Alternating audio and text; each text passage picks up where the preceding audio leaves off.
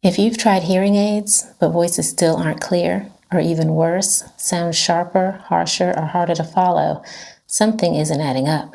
And in some cases, it doesn't just feel unclear, it actually feels worse. And that's one of the most frustrating situations I see in my clinic. People come in saying, I hear more, but I understand less. Everything sounds louder, but not clearer. Sometimes I feel like I hear better without them. And that's usually the moment people start wondering, are these actually making things worse? But here's what makes it tricky. This doesn't happen randomly, and it doesn't mean hearing aids don't work. It usually means something very specific is happening, and if you don't understand what it is, it's very easy to go in the wrong direction from here. I hear this all the time. People come in frustrated, confused, wondering why something that was supposed to help feels so disappointing. They'll say things like, everything sounds louder, but not clearer. The room feels noisier. Dishes clatter louder, cars sound harsher. Background noise feels stronger. But when someone talks, the words still feel blurry. Speech feels sharp, but I still miss words. Voices may sound brighter, thinner, almost piercing at times. Certain sounds jump out aggressively, like S, T, or F, but the actual meaning of the sentence still gets lost. I almost feel like I hear better without them, not because hearing is better without hearing aids, but because without them the sound feels simpler, less overwhelming, less exhausting to process. And after dealing with that long enough, people start asking themselves a dangerous question. Maybe hearing aids just aren't for me. And that's where many people give up, not realizing the real issue usually isn't the hearing aid itself. It's how the sound is being delivered.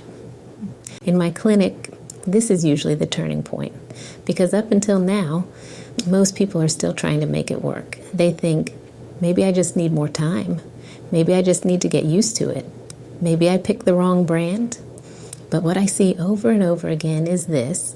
They're trying to solve a clarity problem by changing the wrong variable. They adjust the volume. They switch programs. They try to push through it, but none of that actually fixes what's happening. Because the issue isn't how much sound you're getting. It's how that sound is being delivered to your brain. And until that part is addressed, things don't just stay the same. They often start to feel worse. Most people assume the problem is simple. If you're not hearing clearly, you just need more volume. Turn things up. Make voices louder. Boost the sound. And on the surface, that sounds logical. Because if something feels hard to hear, more loudness seems like the obvious answer. But hearing clarity and hearing loudness are not the same thing. You can make a blurry photo bigger, and it still stays blurry. You can turn up a distorted speaker, and it doesn't become cleaner. The same thing can happen with hearing. If the missing issue is detail, timing, balance, or speech contrast, simply increasing volume may not solve anything. In some cases, it can make the experience worse. Now, instead of unclear speech, you have unclear speech that's louder. Now, instead of subtle distortion, you have distortion that's impossible to ignore. And with high-frequency hearing loss, that assumption is exactly where things usually go wrong. Because the real problem often isn't that sound is too soft. It's that the most important parts of speech aren't being delivered in a way your brain can actually use. Because what you're missing isn't just sound. You're missing speech detail, especially consonants like S, F, T, H, K. These are the sounds that make words clear and distinct. They're what allow your brain to tell words apart. So hearing aids try to restore that by adding high-frequency sound back in, and that part is correct. But here's where things usually go wrong. If those high-frequency sounds are added back in too aggressively, they don't come back as clear speech. They come back as sharp, unnatural sound.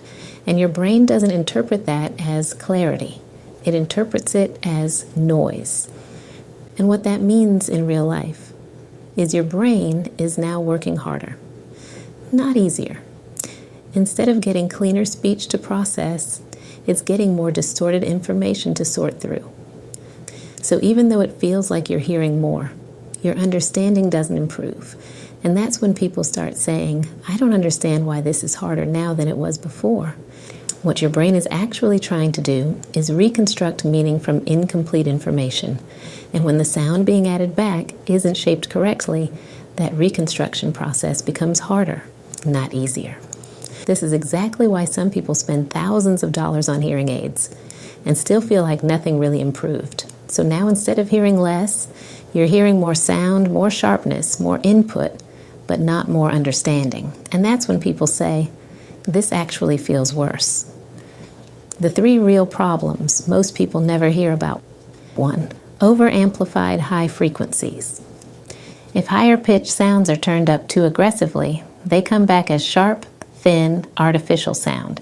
Instead of helping speech, they compete with it. 2, poor frequency balance. Hearing isn't just turning sounds up. It's about how all parts of speech work together. If highs are too strong or lows and mids don't support them, speech feels disconnected. 3, fittings not focused on speech. Many setups focus on audibility. Can you hear the sound? But hearing sound and understanding speech are not the same thing. If the fitting isn't tuned for speech processing, you get more sound but not more meaning. And this is exactly how it starts to show up in real life. You go out to a restaurant, and instead of feeling more confident, you feel overwhelmed.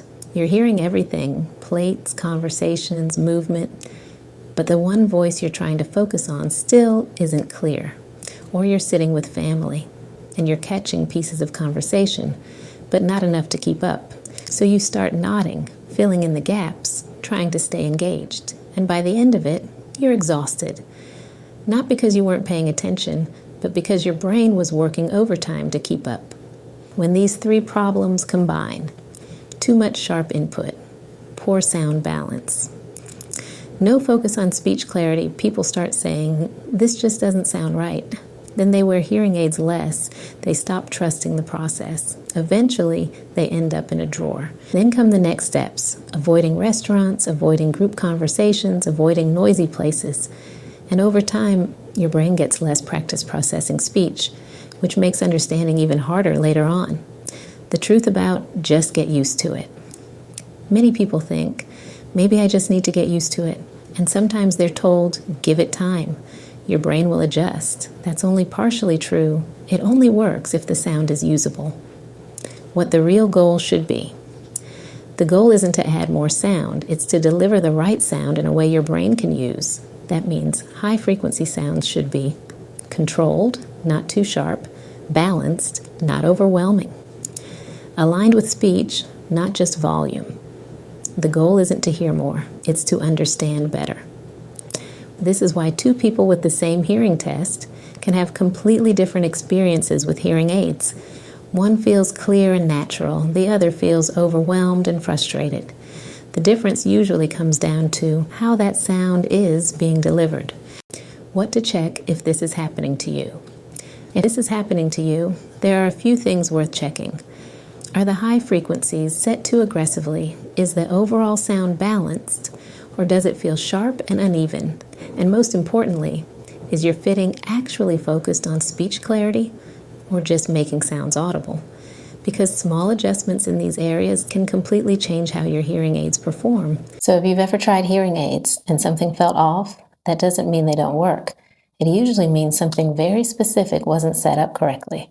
Because in many cases, the problem is not the device. It's how the sound was being shaped. And once that's adjusted correctly, things usually start to make a lot more sense. Most people are never told how precise this process actually is.